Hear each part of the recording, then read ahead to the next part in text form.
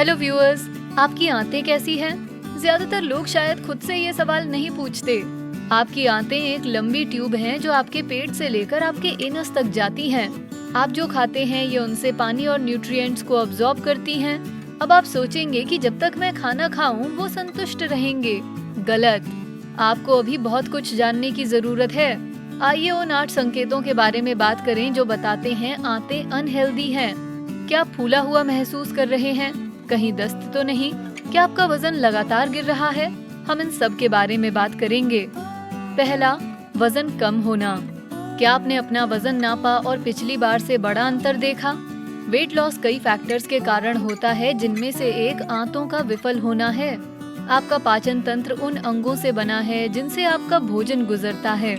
इसमें गला, ईसोफेगस, पेट, छोटी और बड़ी आंत, रेक्टम और एनस शामिल हैं। क्या ही बात है कि ये सभी अंग आपके खाने को प्रोसेस करने में आपकी मदद करते हैं, लेकिन खाते समय आप इन्हें भूल जाते हैं। खाने के बाद आपका भोजन डाइजेस्ट और अब्सॉर्ब होता है, जो अंततः शरीर से निकल जाता है।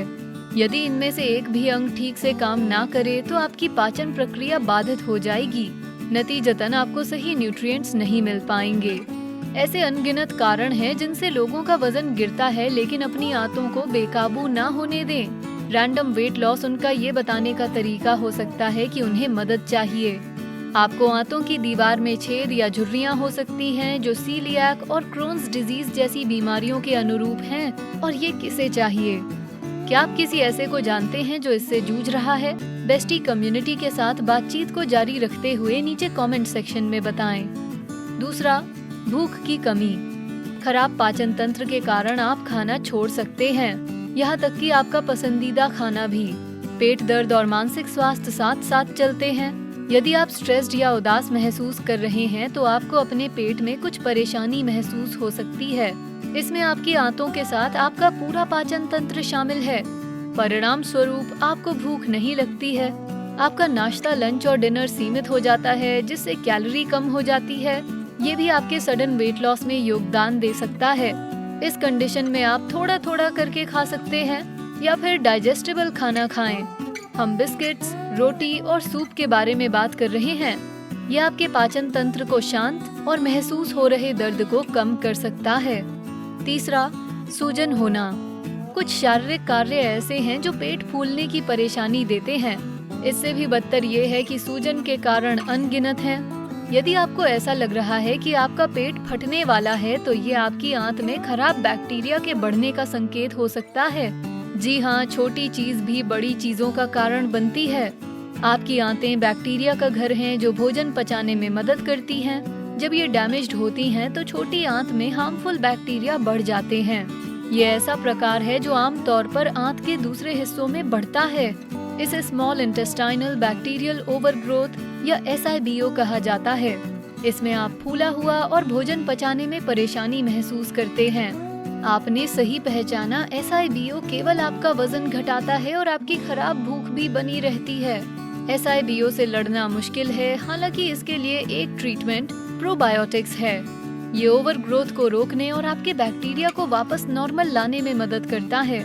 अध्ययनों से पता चलता है कि अन्य दवाओं की तुलना में SIBO के ट्रीटमेंट में प्रोबायोटिक्स अधिक प्रभावी हो सकते हैं। कम से कम उम्मीद की कुछ किरण तो है। चौथा, दस्त होना। तो अब आते हैं एम्बैरेसिंग चीज पर, जो है दस्त। SIBO का एक और अनप्लेजेंट फीचर, न केवल आपका पेट फूलता है, बल्कि बार बार टॉयलेट के चक्कर भी लगाने पड़ते हैं। अगर आप बार बार बाथरूम भाग रहे हैं तो आपकी आंतें इसका एक कारण हो सकती हैं। आपके पाचन तंत्र में बैक्टीरिया की असामान्य मात्रा आपके खाने को प्रोसेस करने के तरीके में गड़बड़ी पैदा करती है, इसलिए इसकी अनदेखी ना करें। ये गड़गड़ाहट आपके पेट में लगातार होती है और फिर बहुत तेज बढ़ जाती है। तो बता दें कि SIBO के मामले में लापरवाही ना बरतें। लेकिन ये सिर्फ आंतों की समस्या नहीं है जो दस्त का कारण बनती है। आपको सीलियाक डिजीज, क्रोन्स और इरिटेबल बाउल सिंड्रोम भी हो सकता है। बिल्कुल सही, IBS। थोड़ी देर में हम इसके बारे में और चर्चा करेंगे। तो यात्रा करते समय आप उन पैरासाइट्स से दूर रहें जो आपके बॉडी पर आते ही आपके सिस्टम में आ जाते हैं। पांचवा, उल्टी होना। आंतों के अस्वस्थ होने से गंभीर उल्टी हो सकती है। विशेष रूप से इसे लोगों द्वारा स्टमक फ्लू नामक वायरल के नाम से जाना जाता है। यह आपके गैस्ट्रोइंटेस्टाइनल सिस्टम पर वायरल हमलों के कारण होता है। स्टमक फ्लू के लक्षणों में न केवल उल्टी बल्कि दस्त और ऐंठन भी शामिल हैं। तीनों लक्षण होने पर यह किसी भयानक बीमारी से कम नहीं, पर फ्लू अक्सर आपके द्वारा खाई गई किसी चीज से पैदा होता है। कम से कम आप अकेले ऐसे नहीं। ये अनुमान है कि हर साल करीब 48 मिलियन लोग किसी न किसी तरह की फूड बॉर्न डिजीज से बीमार होते हैं। स्टमक फ्लू की परेशानी इतनी असहनीय होती है कि आपको सोचने का समय नहीं मिलता। वायरस हो जाने पर यह दर्द 24 से 48 घंटों के बीच होता है, तो आपने जो कुछ खाया या छुआ वो भी एक कारण हो सकता है। सबसे दुर्भाग्यपूर्ण बात यह है कि स्टमक फ्लू का कोई प्रभावी इलाज नहीं है। केवल एक चीज जो आप कर सकते हैं वो है खुद को इससे दूर रखने की कोशिश। इसका मतलब दूषित भोजन और पानी से बचें। इसके अलावा हर बार जब आप घर आएं तो हाथ धोने की आदत डालें। आगे बढ़ने से पहले आंतों पर हो रही बातों ने चिंता को बढ़ा दिया है। क्या आप अपने दूसरे इंटरनल ऑर्गन्स को लेकर चिंतित हैं? आप हमारे वीडियो 11 संकेत जो बताते हैं कि आपकी किडनी को मदद की जरूरत है जरूर देखें। तो अनहेल्दी इंटेस्टाइन्स के 8 संकेतों की सूची पर वापस आते हैं। छठा, थकान। इन दिनों थकान महसूस हो रही है। आप सोचेंगे ऐसा इसलिए है क्योंकि आप पर्याप्त नींद नहीं ले पा रहे, लेकिन कारण शायद कुछ और हो। आपकी आंतों के अस्वस्थ होने पर कमजोरी और थकान का होना नेचुरल फीलिंग्स हैं। साफ कहें, अगर आपको सही पोषण नहीं मिल पा रहा तो आपके शरीर को दिन भर की जरूरत अनुसार प्रॉपर एनर्जी नहीं मिल पाती। जब आपका पाचन तंत्र विटामिन को अब्सॉर्ब नहीं कर पाता तो आप सुस्त हो जाते हैं। जिसने भी ऐसा महसूस किया है वो समझ सकता है। आप थकान महसूस करेंगे और जहां होंगे वहीं सो जाना चाहेंगे। वैसे वीडियो खत्म करने के बाद ये बुरा प्लान नहीं है। थकान इरिटेबल बाउल सिंड्रोम का भी एक मेजर सिम्टम है। हालांकि ऐसा क्यों होता है इसके लिए अभी और शोध की जरूरत है। 7वां, जोड़ों में दर्द।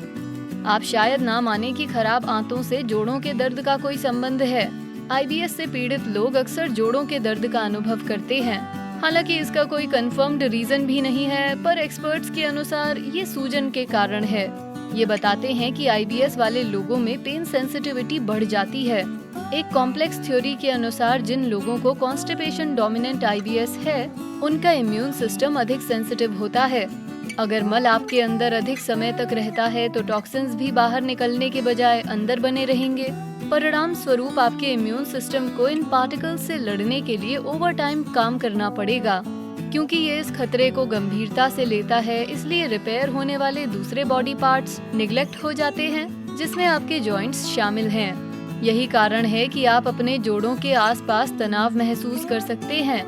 यदि आप मेडिकल ट्रीटमेंट नहीं ले रहे हैं तो जोड़ों के दर्द को कम करने के लिए अच्छे तरीकों में से एक है दिन में कई बार कुछ मिनटों के लिए स्पेसिफिक एरिया पर आइस पैक लगाएं।